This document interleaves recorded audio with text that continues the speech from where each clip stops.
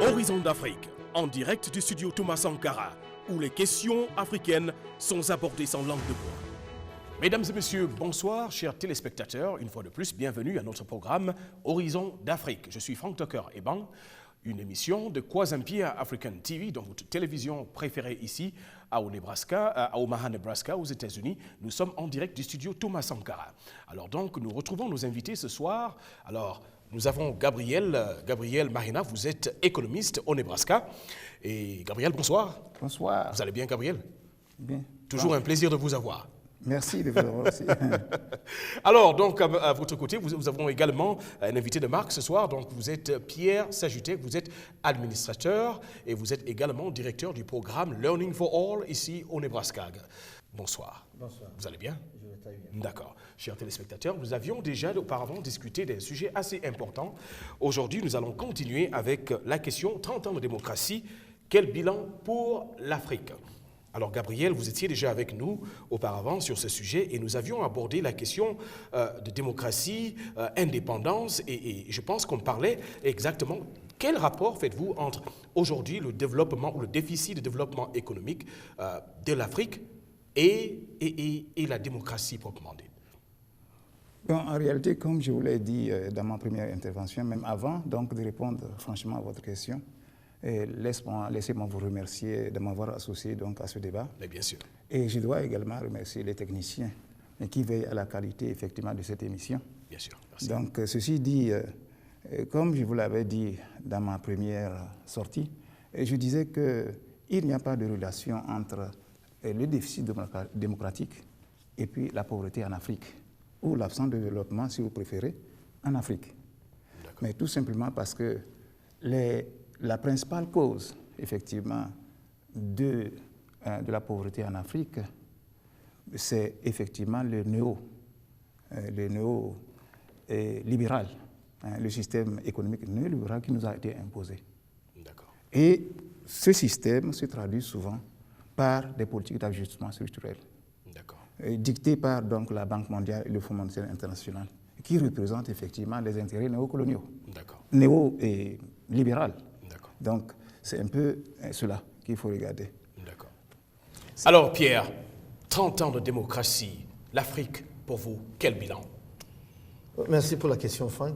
C'est une question qui interpelle tout Africain, spécialement tout Africain de pays d'Afrique, dite d'Afrique francophone.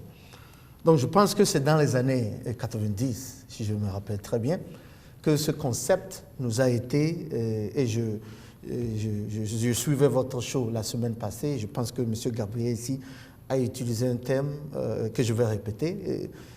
Donc c'est dans les années 90 que ce terme nous a été vendu. Okay? Alors, bon, c'est simple. Oui. La réponse à cette question est très simple, Franck. Tout Africain doit regarder et faire un bilan des indépendances jusqu'aux années 90 et des années 90 jusqu'à maintenant. Quel est le progrès ou quel est le bilan sur lequel on peut s'accorder? Oui. Moi, je dis que le bilan interpelle d'elle-même. D'abord, moi, je ne pense pas qu'il y ait eu faillite des indépendances, parce que la génération qui a lutté pour les indépendances a réussi. Bon, maintenant, après les indépendances, nous avons été pris en otage. Donc il y a une autre lutte qui doit être faite. L'Afrique a été prise en otage. L'Afrique a été prise en otage. D'accord. Maintenant, je vais utiliser un concept très simple. Lorsque vous regardez les films d'horreur, souvent, le thème est toujours le même. Vous voyez des gens qui sont en danger, qui sont poursuivis par exemple, un tueur, et qui font l'erreur d'aller se mettre dans les mains de ceux qui cherchent à les tuer. Des notre bourreau. Des bourreaux. Et c'est ce qui se passe, ou c'est ce qui s'est passé et continue de se passer en Afrique. D'accord. L'Afrique lorsque vous voyez notre histoire, lorsque vous voyez l'évolution, il est clair que l'Afrique avait un bon départ après les indépendances. Après cette prise d'otage, même avec cette prise d'otage, lorsque nous étions avec les partis uniques, et certains de vos téléspectateurs peut-être ne seront pas d'accord avec mon analyse, mais je le dis, ce que nous avons maintenant est pire que ce que nous avions sous les partis uniques. D'accord. Alors, Pierre, merci pour cette intervention.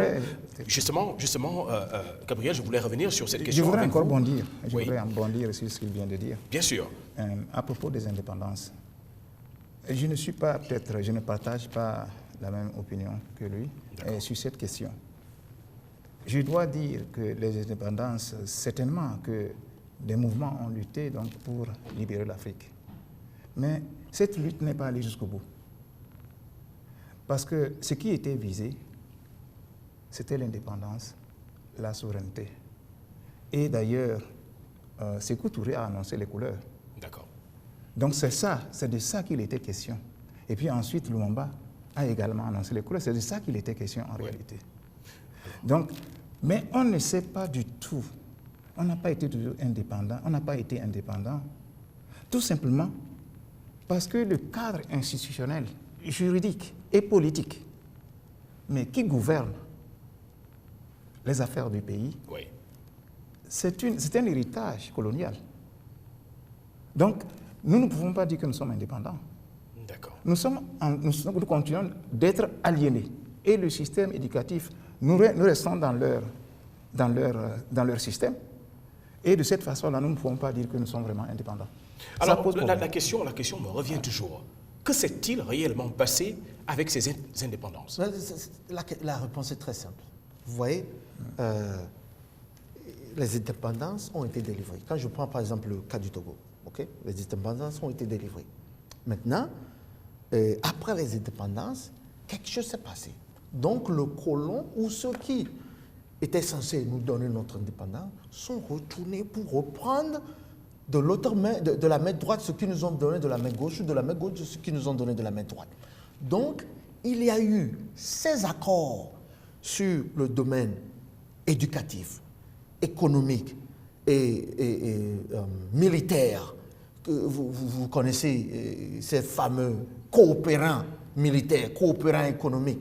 Tous ces gens, en fait, travaillaient contre l'Afrique, travaillaient pour saboter ce que nous avons eu comme indépendance. D'accord. Je prends l'exemple, par exemple, d'autres pays qui ont été colonisés. Alors, lorsque vous prenez d'autres pays comme le Vietnam ou le Laos, ou, je ne sais pas, ces gens ont été, d'un moment de leur parcours, ont été colonisés par la France ou par d'autres pays. Est-ce que vous voyez? Oui. Mais aujourd'hui, lorsque vous comparez les pays asiatiques et les pays africains, il y a une différence. Nous sommes toujours contrôlés. Nous n'avons pas nous n'avons pas le contrôle de notre culture, de notre économie, de notre fabrique sociale ou de notre système éducatif ou politique.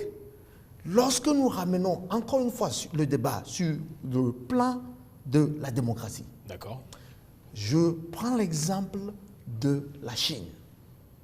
Dans les années 90, qu'est-ce qui s'est passé? Dans le même temps où on nous vendait cette histoire de démocratie, il y a eu la place Tiananmen, où on a essayé d'introduire la même chose avec les Chinois.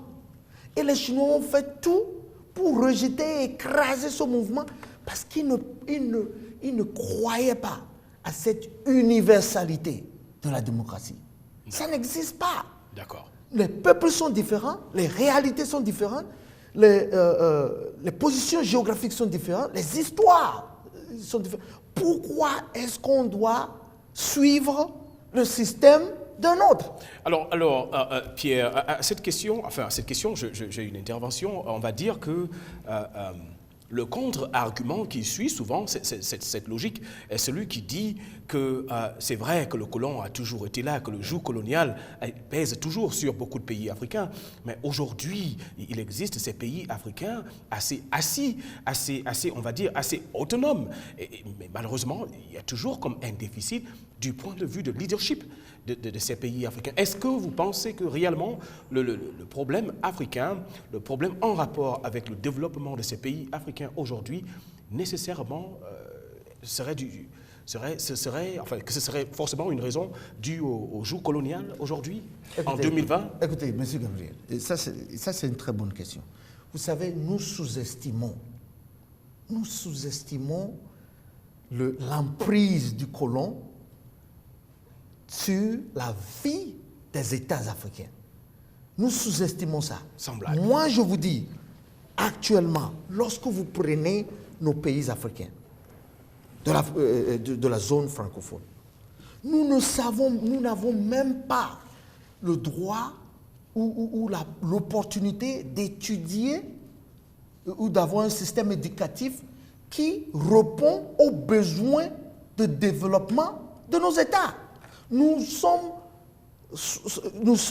programmés, j'utilise le terme programmés, pour étudier plus la métropole que nos pays. Comment est-ce que vous voulez qu'un Togolais puisse ou qu'un Ivoirien puisse développer son pays lorsqu'il ne sait même pas les paramètres, il n'est pas éduqué dans les paramètres de son pays et il sait plus la géographie et l'histoire de la France que l'histoire de son propre pays. D'accord. Et ceci est clairement marqué par ces soi-disant accords de coopération dans le domaine de l'éducation qui fait qu'on nous impose ce qu'on doit apprendre à nos enfants.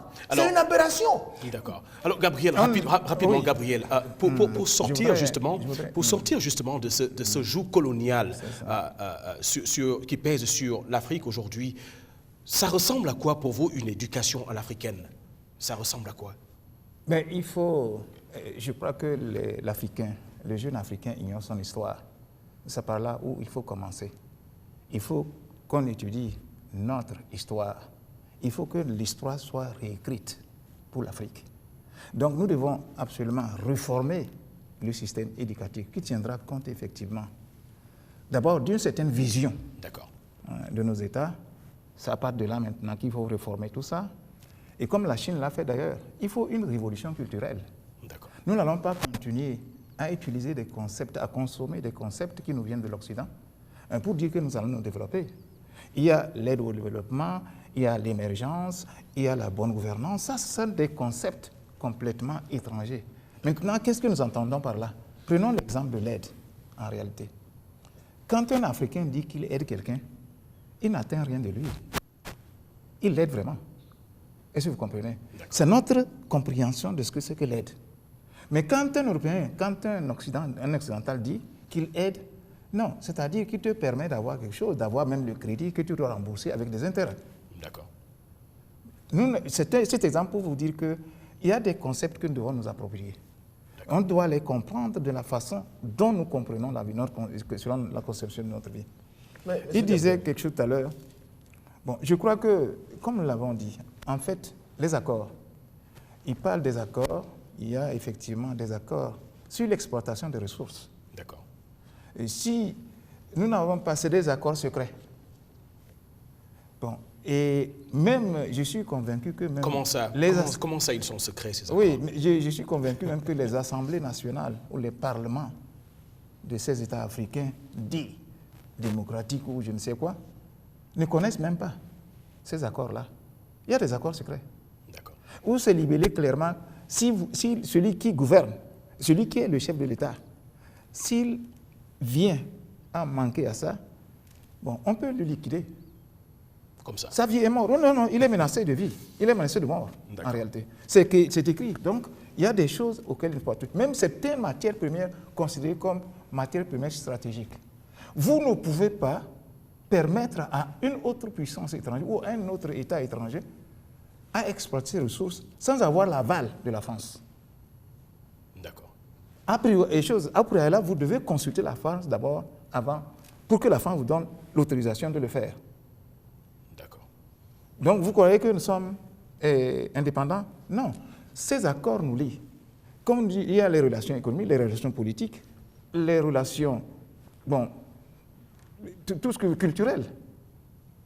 Et effectivement, les idéologies sur lesquelles nous nous fondons maintenant pour faire quoi que ce soit, c'est les idéologies occidentales. D'accord.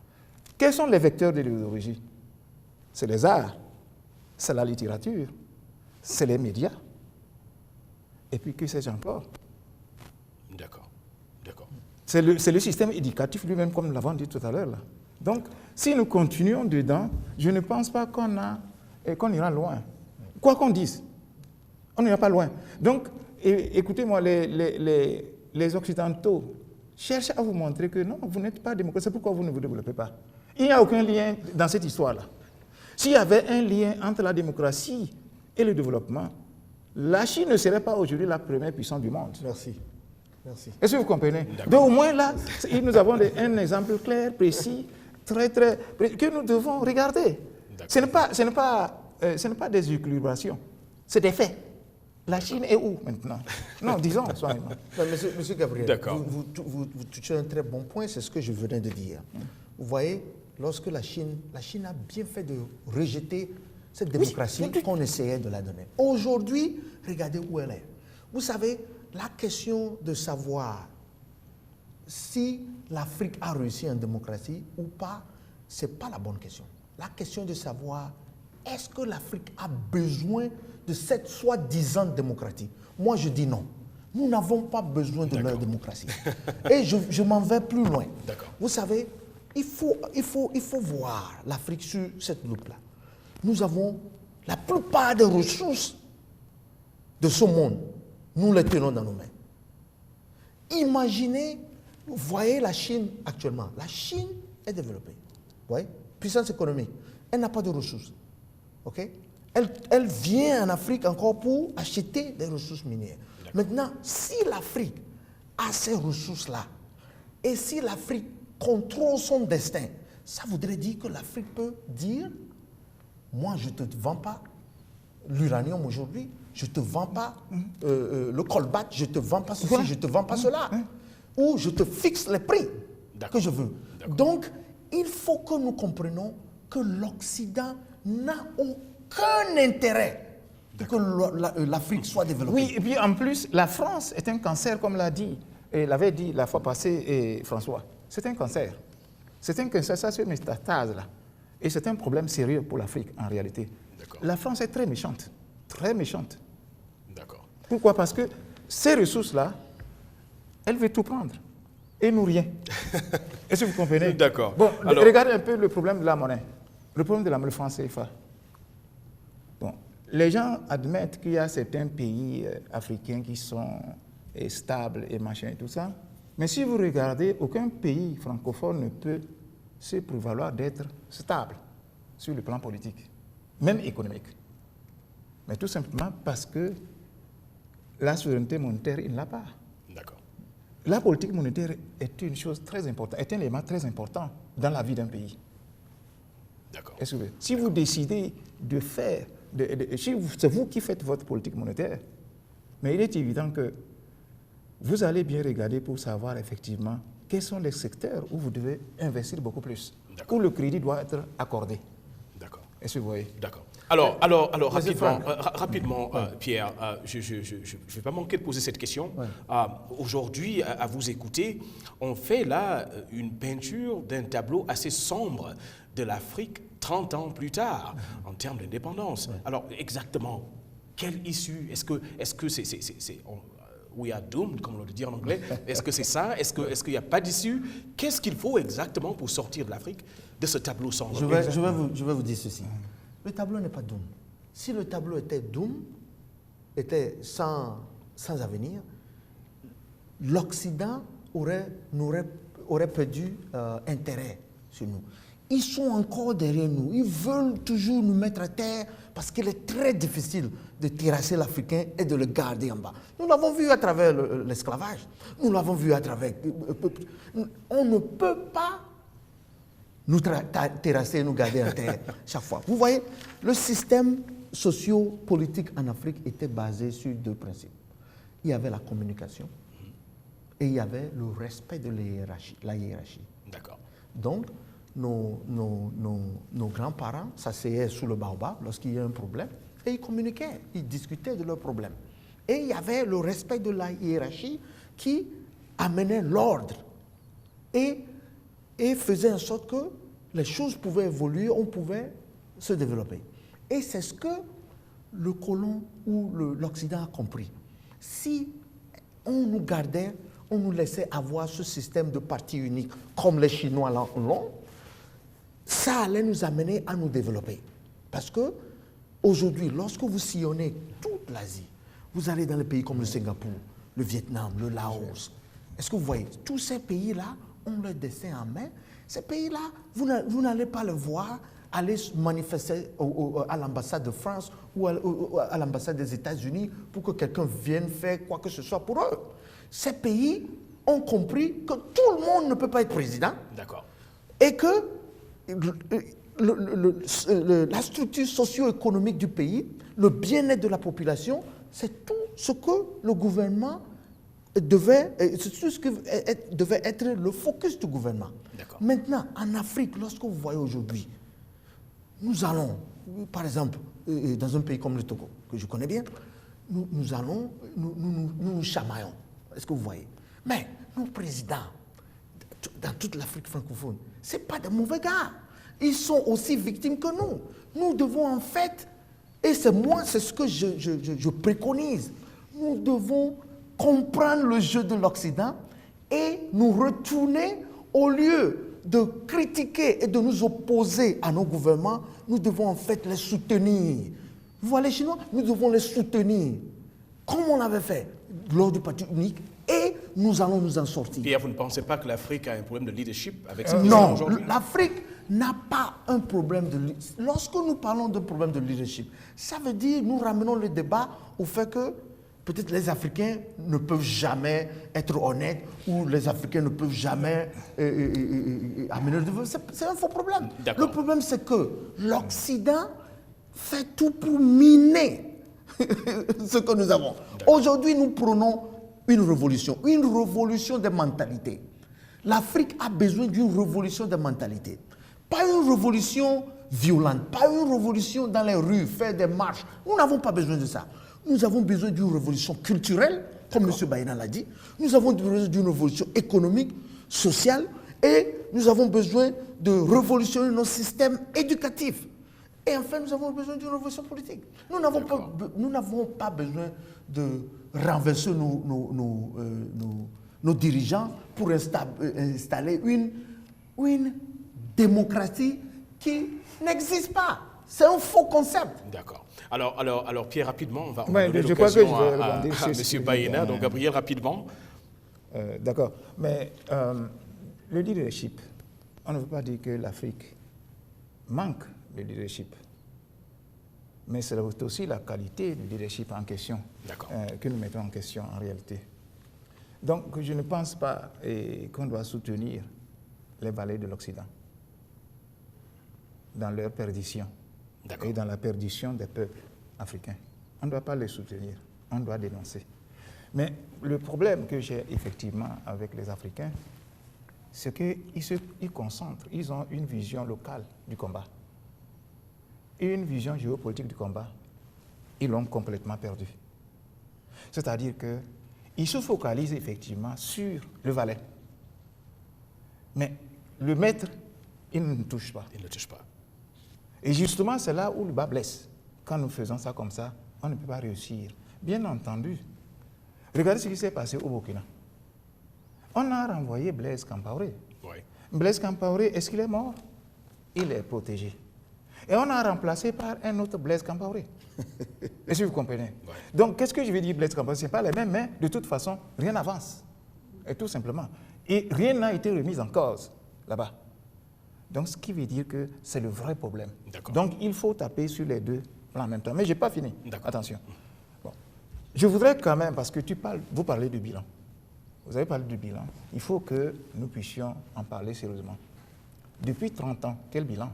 Et si nous voyons que le bilan est complètement mitigé, mais comment s'en sortir? Exact. Je crois que c'est la question que tu as posée. Justement. Mais j'aimerais y répondre, si vous le permettez. S'il vous plaît. Bien. Donc, moi, lorsqu'on parle de bilan, effectivement, de bilan de 30 années, cela revient à dire qu'il faut en faire une évaluation. Et l'évaluation suppose deux choses. Fixer les critères, D'accord.